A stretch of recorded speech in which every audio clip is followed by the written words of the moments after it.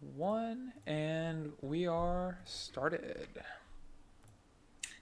Hey all, thanks so much for joining us today on this community call. I am Deborah Sampier, the CEO and co-founder of Althea, and I am here with the wizard, Justin Kilpatrick, who's CTO and co-founder of Althea and spearheading the project for both the Althea blockchain and the Gravity Ethereum to Cosmos bridge. And I'm also here with Jahan Schembeck, co-founder of Althea and instrumental in designing and bringing to life that Gravity Bridge and some of its additional functionality from native Cosmos assets to Ethereum as well.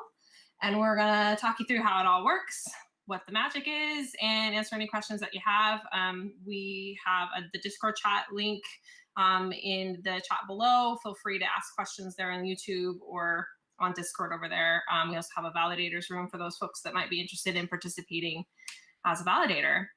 So I thought we'd kick it off. Justin, if you would take us through the customer journey of, what's this Althea blockchain all about? What does it look like to be a part of that? What are the kind of stakeholders in that system?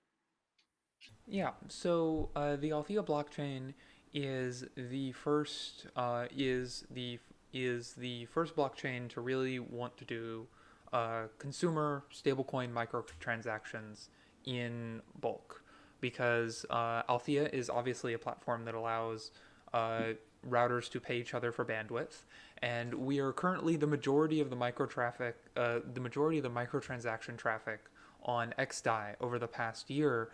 And if we want Althea to continue to grow, we don't need to 10x that. We need to 100x it or 1000x it. And we need a reliable platform for people to exchange stablecoin micropayments. And that is what the Althea blockchain is for.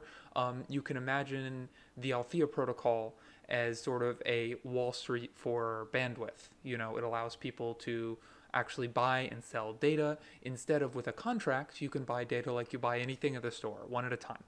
And the Althea blockchain is the back end. It is the street part of Wall Street where all the data travels, where all the payments travel, I should say.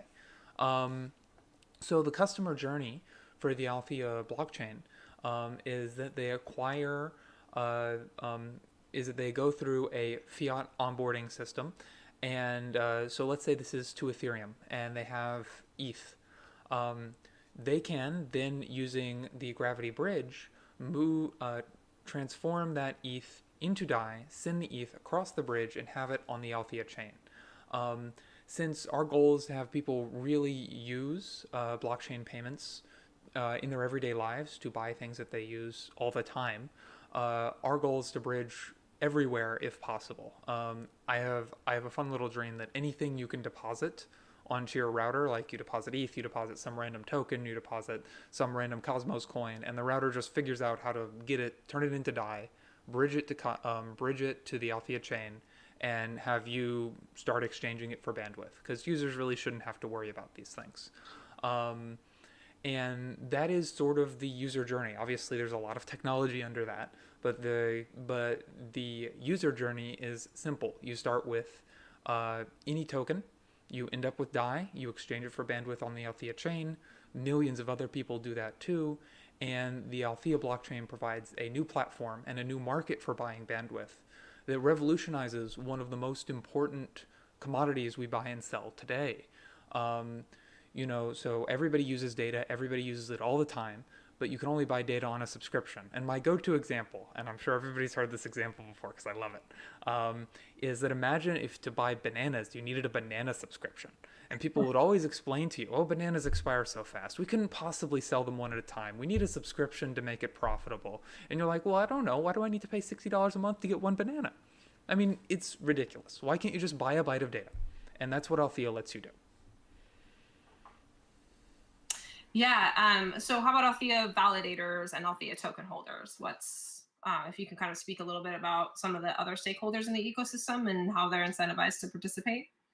Yeah, so Althea token holders of Althea governance token, thank you, Jahan, for the name, um, uh, ha, holders of the Althea governance token help operate the Althea chain and process these stablecoin payments. So the Althea blockchain is a proof of stake blockchain, which means that it's very power efficient and uses about as much electricity as 100 servers, which is not a huge amount, maybe a very small data center worth.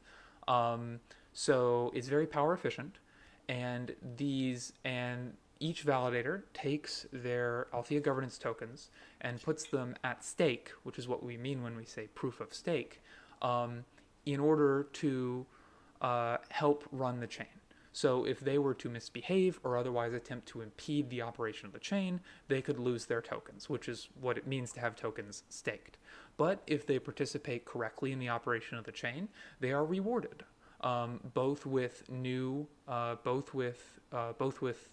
inflated, printed or mined, depending on how you want to say it, Alt G, and with a share of the transaction fees denominated in DAI that the actual bandwidth users are generating.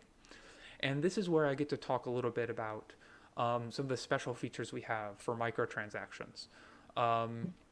So on the Althea blockchain, there is a special transaction type, which instead of paying a flat fee, pays a percentage fee.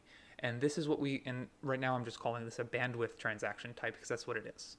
And in exchange for paying a relatively high fee of 10%, you get guaranteed timing for when your transaction enters the blockchain. And this is what is not possible on current blockchains, and why no existing platform is good for our purpose.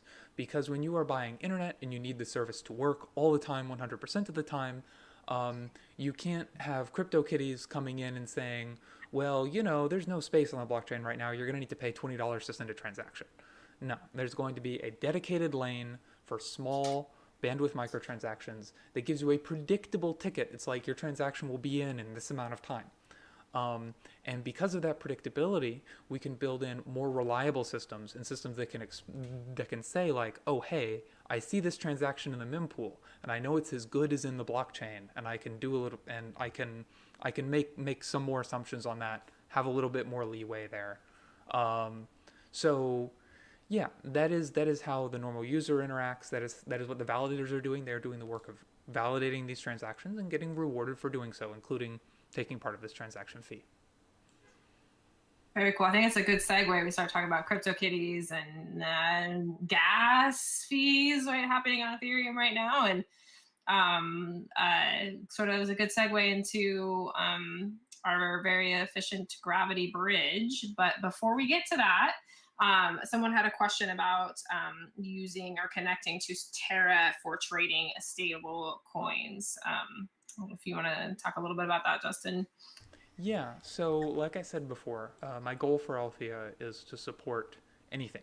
Any token you want to deposit to the router, I want to convert it to DAI and just have it work. Right now, if you send ETH to your Althea router or DAI to your Althea router, it just takes care of it.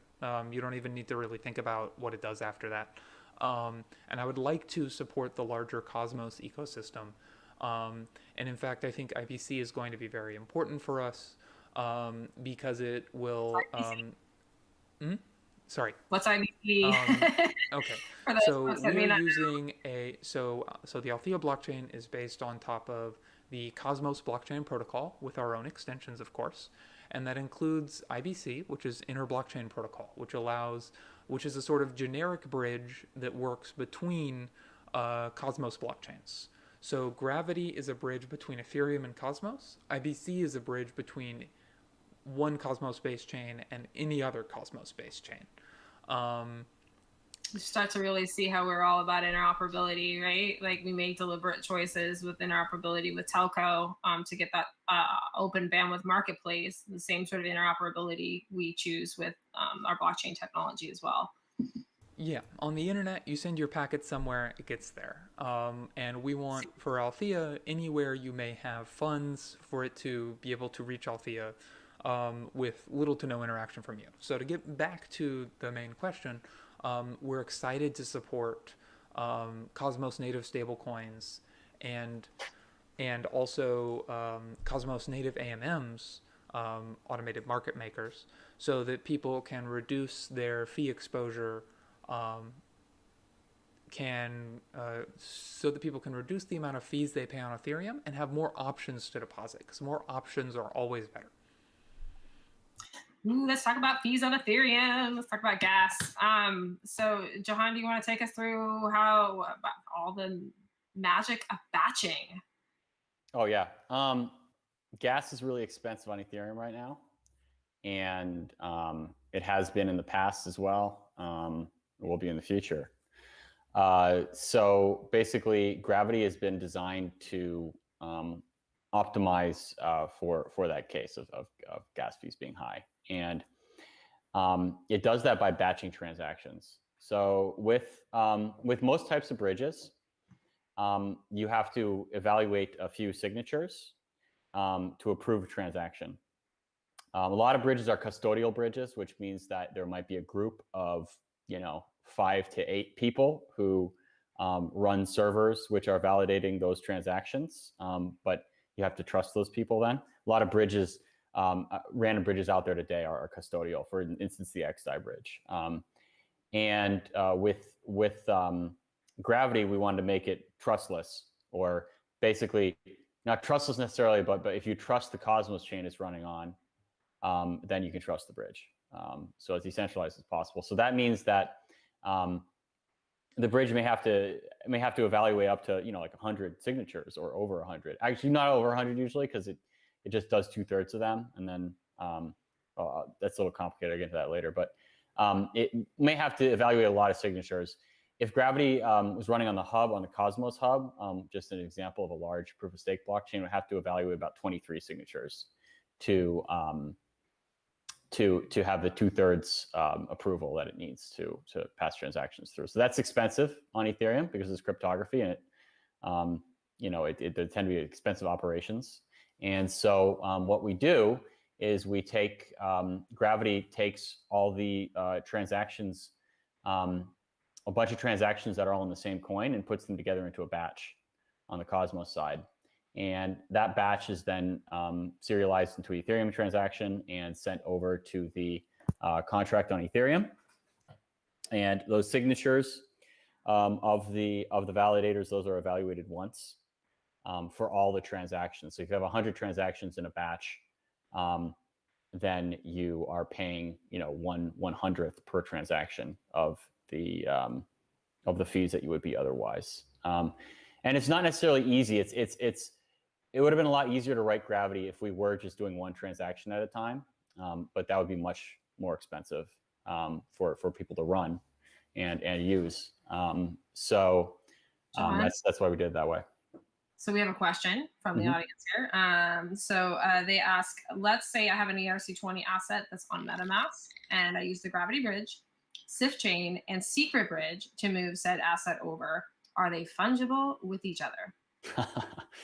It's a really good question. It's a very interesting question. And well, it's a simple question because the answer is no.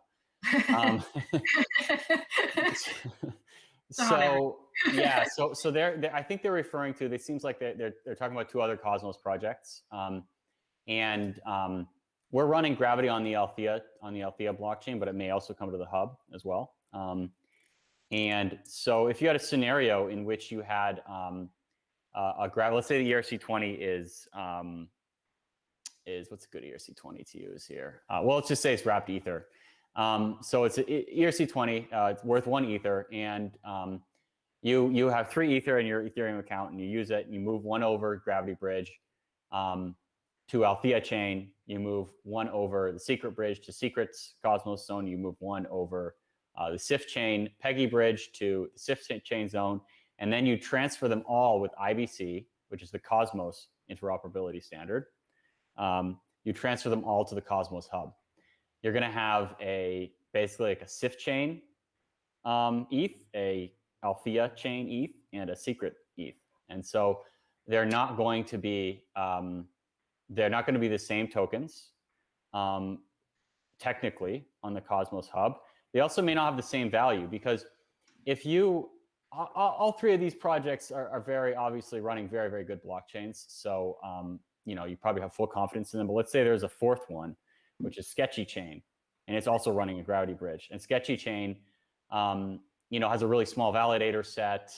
There's all kinds of sketchy things going on. It's not a trustworthy blockchain. And then you have this ether that's been bridged over to Sketchy Chain and then over to the Cosmos Hub.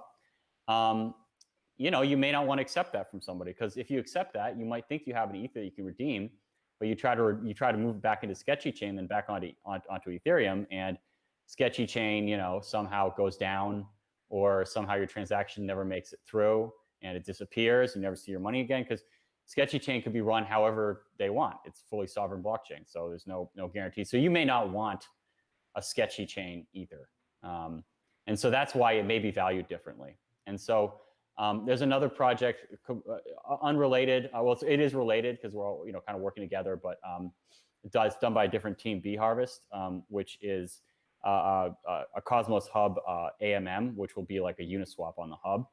That's also not on the hub yet, but if that gets on the hub, then those different types of ether could all trade against each other. And so I believe that in the future, people will be building automatic sort of automatic clearing through the AMM on the hub to make them into the same tokens for the users when they want to use them. Sneak peek as well too. We may be very soon also demonstrating the Gravity Bridge with Harvest AMM on testnet very soon. We don't have that quite ready for y'all today. We do have some other demos coming up, but stay tuned for that here coming in the next week or so. Yeah. But it just to finish, if you're in the habit of using Sketchy Chain to move your ether across, you may find once it gets on the hub, it's trading at 0.9 ether, 0.9 like Althea chain ether or whatever. So that's how that's going to get resolved. So that's, I think, a good segue into other cool things that I'm not sure if you really kind of fully went through the other iteration of Gravity, which is from native Cosmos assets to Ethereum. Did you want to talk about what we call Gravity V2? Yeah, Gravity V2. I mean, there's also going to be a Gravity V3 that just includes like a lot of like code cleanups and stuff.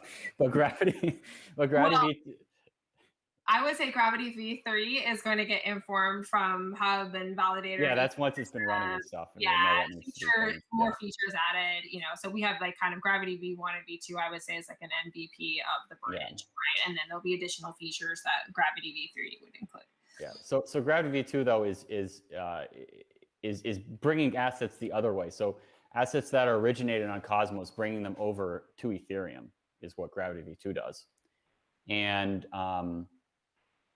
so that's pretty simple, actually. It basically means that like if you have ALGT, that you can send that over Gravity, and you can have an ERC20 on Ethereum that represents ALGT, and then you can use it on Ethereum. So you could put it on Uniswap on Ethereum, or whatever. You could put atoms if Gravity was on the hub, or even if Gravity wasn't on the hub and it was connected to another zone, had atoms bridged over with IBC and stuff, you could trade atoms on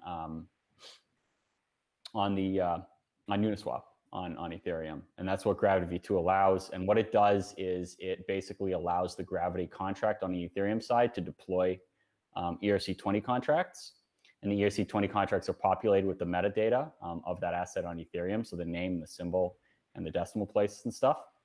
And then when you send, and what it also does when it makes that ERC20, it gives the entire balance of the ERC20 to the Gravity contract on the Ethereum side.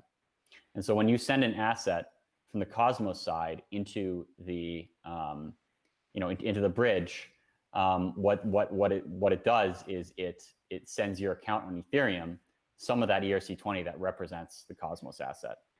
And then if you take on the Ethereum side, if you have that in your Ethereum account and then you do something with it, or you bought it from somebody or something like that, and you send that back to the Gravity contract, what happens then is that it unlocks some of the Cosmos asset on the Cosmos side and sends it to your Cosmos account. And so that's how it allows interoperability with Cosmos originated assets as well as Ethereum originated assets. We have a question for y'all. Nick Hill asks, are batch submissions to Ethereum contracts subject to waiting for periods of lower gas fees, or how does that work? And maybe you can talk broadly or briefly about the mechanics of the batch submission. Yeah, so we have relayers. And basically, a little discussion between both you and Justin, right? I know that we've had a lot of we've had a lot of discussions about it. There was a naming thing where anyway. We have relayers. Relayers are like IBC relayers, or like relayers that come up in a lot of other systems use this concept as well. And the relayer basically is untrusted. And what it does is it just ferries transaction batches across, and also validator set updates, which is how the Gravity bridge on the Ethereum side knows which validator set to trust. And so the relayer basically, when it sees batches, the tokens are being sent into the bridge, the validators on the Cosmos module run by the validators is putting together these into batches, and they every transaction on the Cosmos side is a fee attached. And so what happens is that it's just a field that says fee. And so what happens is that the relayer, the Cosmos module assembles these into the batches. The validator all submit signatures over those batches, and those go into a special store on the Cosmos side, and that can be read by anybody looking at the chain. And so if you want to run a relayer, basically you look in the store, and you look at, and we have written code that does all this for you, of course, but you look at the batches, and the batches, you look at the fees on a batch that's fully signed. And if you think that the amount of fees you're seeing are going to compensate you for gas, it's your choice as a relayer to take that and submit that to the Gravity contract on the Ethereum side. And when you do that, the Gravity contract will actually send you the amount of that fee to your Ethereum account. And so that's what motivates relayers. They're untrusted. All they do is ferry across. It has to have the signatures of the validators to actually be accepted, and the relayer just submits it. And so they'd be waiting for lower gas price times or whatever. We leave that up to relayers to decide. All right, should we see it in action? Justin, you want to queue up? Yes, actually. So we're going to go ahead and send off. So we had a volunteer, Thomas Spellman, sent us an ETH address, and give me a second to get everything set up here. The moment is here. And I'm going to have it set up so that everybody on the stream can see this properly. So here is Goerli Etherscan. Let's get that nice and big for everybody. And my testnet setup. That needs to be a little bit bigger too. Control plus. While you're doing that, Justin, Nick just wanted to clarify that there isn't a problem then with them stacking up. Well, that's a complicated question. Let's finish the demo, and I will interpret that. Then we'll get into that. So 1 second. I forget the hotkey to make the font bigger, so I'm gonna have to do it by hand. I think 16 should be big enough. There we go. So here we have an ETH address. Notice that it currently has no ERC20 transactions. And then we're going to go ahead and, I need to steal this for a second. Send batch, because I've got to edit this script. And it has, there we go. So I just have a script that feeds my keys into the Althea, into the bridge client. So anyways, if I do bash create batch, what this is going to do is that it's going to take some alt-G. It's going to create a transaction saying, hey, I want to send this to Ethereum. Then it's going to request that batch and relay it.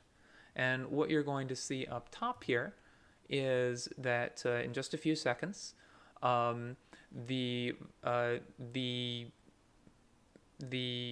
orchestrator, which does 2 or 3 tasks for Gravity, has detected the new batch, has sent in signatures. We can see that not quite everybody has signed yet, which has caused us to see an error this time.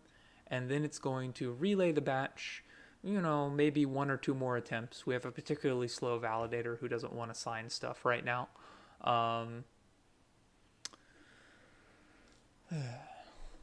So what's happening here is that we need enough signatures for the batch to execute on the Gravity Ethereum contract.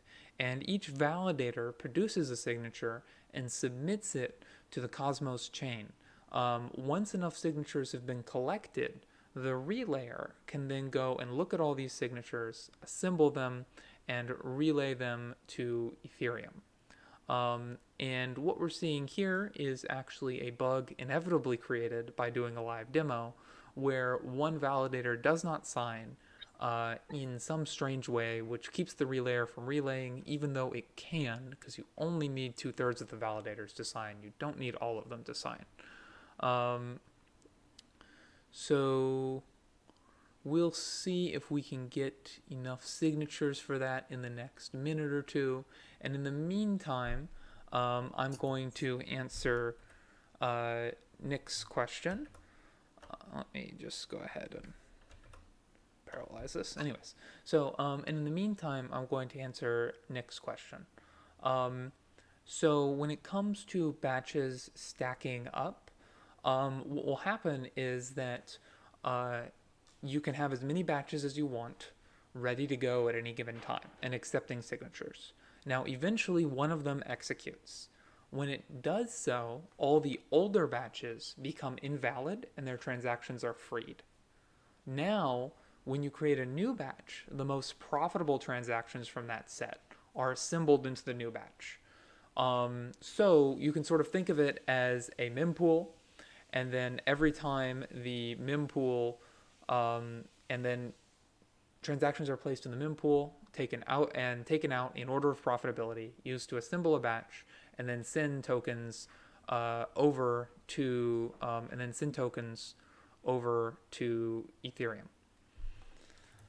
Let me just double check this real quick. We're still producing blocks. It's not my Geth node, is it? That would be kind of embarrassing. No, that's Thomas, not it. In case it matters, it's an orchestrator delegate ETH address. No, it shouldn't matter that it's a delegate ETH address. Although that would be a really cool bug if that was the case. That would have to be something fun. But anyways, let me try and. Well, I mean, I tested this before the call started, of course, because you kind of have to. So. Gen ETH key. John, did you want to add anything? Let me just make another one for no particularly good reason and see what happens. Cool. Did you want to talk about the stacking at all, John? No, Justin covered it. So yeah. Maybe while he's doing that, though, we can talk a little bit about some of the use cases for Gravity, or if you have like some ideas. I mean, obviously I think the Gravity on the hub for Atoms is the major use case, right? That allows us to interconnect things like vHarvest's AMM and move transactions from ETH to Cosmos or from Cosmos to ETH. Yeah. Go ahead. Should I talk about the? Could I talk about the arbitrary logic? Sure. Yeah. 228 on a on a weekday. We're gonna get deep diving into some arbitrary logic. Sounds like a good idea. Well, you're asking about other use cases. So I mean, Gravity. The use case of the base Gravity is just moving tokens. So it's pretty simple, and many things can be done with it, obviously, but it's simple. Arbitrary logic. What we did, working with Salmoguet, which is like a project to sort of automate operations on Ethereum using a Cosmos chain. Have the Cosmos chain actually be able to do stuff on Ethereum by itself. What the arbitrary logic feature of Gravity does is it allows the validators to basically submit not a transaction that moves a batch of tokens, but actually they can submit a batch of just arbitrary contract calls. So they can call any contract on Ethereum and make it do something. And it works the same way with the signing and everything as it does with the transaction batches. And so what that allows is you can write a Cosmos module, which basically communicates the Gravity module on the Cosmos chain and sends it transactions that it wants the validators to sign and approve, and then those get relayed over to Ethereum by the relayers, and they get executed on Ethereum. So one example of that, what Sommelier is doing with it, is their first use case at least is this Uniswap impermanent loss module. So basically, I'm not going to get deep into Uniswap and permanent loss, but what happens on Uniswap is that if you have you're providing liquidity to a token pair, and the prices of the tokens move a lot, so the price of one of the tokens changes a lot, then you sort of start to lose money in a way, because you end up with more of the less valuable token, the less of the more valuable token. So what the Sommelier impermanent loss module does with Gravity is basically the Cosmos chain will actually watch your Uniswap liquidity position, your liquidity providing that you're doing with Uniswap, and when the prices move a certain amount to where you've lost some potential profits, more than you wanted to, I guess. It's like a stop loss kind of concept. Then the validators of the Sommelier chain basically put together a transaction taking your tokens out of Uniswap, and that gets all moved over by it gets signed by the validators, moved over by the relayers, and so that all happens through Gravity. So that's one of the use cases, but really it could be anything you want a Cosmos chain to do on Ethereum. It can be done through the arbitrary logic. So yeah. All right, well, it sounds like we'll have to stay tuned for the next live call for another demo.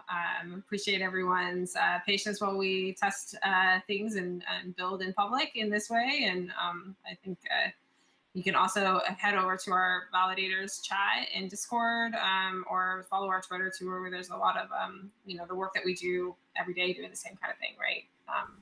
Smoothing out and testing out things before we get to the next iterations of the Gravity Bridge and Althea test, which will be an incentivized test net. Yeah, so this batch is going to execute probably in a couple of hours when the validator who is not submitting signatures gets jailed.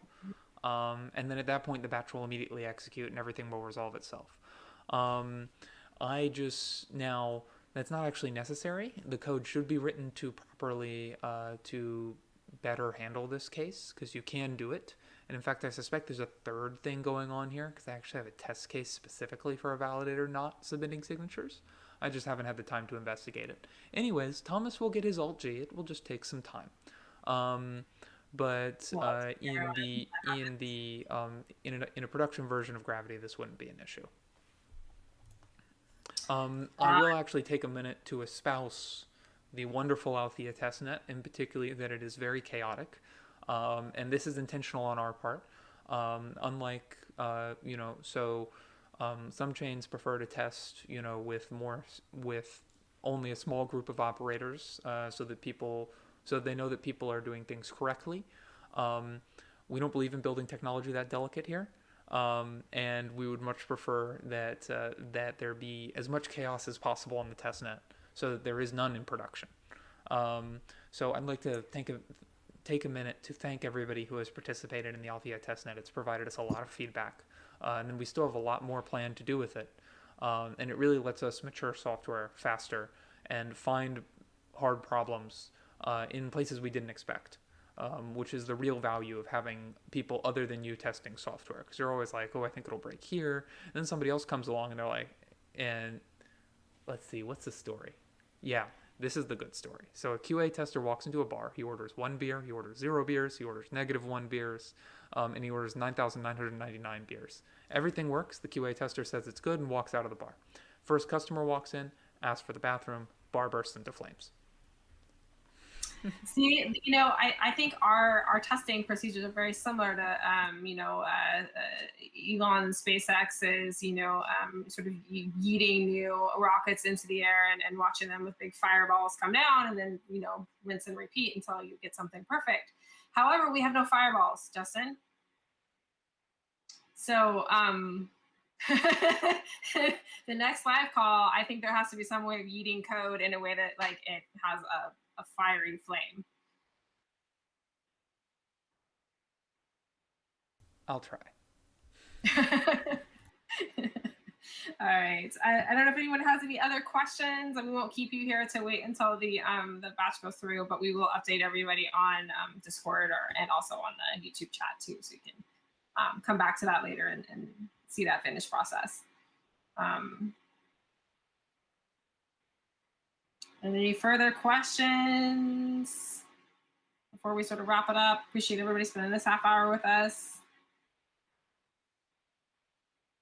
And I will also post the How Gravity Works blog post in the chat here below if anyone wants to read through that. Jahani did a good job kind of enumerating the different processes there. Stay tuned. Any last words, Justin and Jahan? No, I think that's it. I think we did those summary. tokens that are being sent through, and they'll be collectible someday. Should hold on to those exact ones. Ooh, yes, yeah. That's right. Moment in history. Yeah. So Thank you everybody for joining us, and I'm gonna get back to fixing bugs. Thanks so much. Fireballs next time.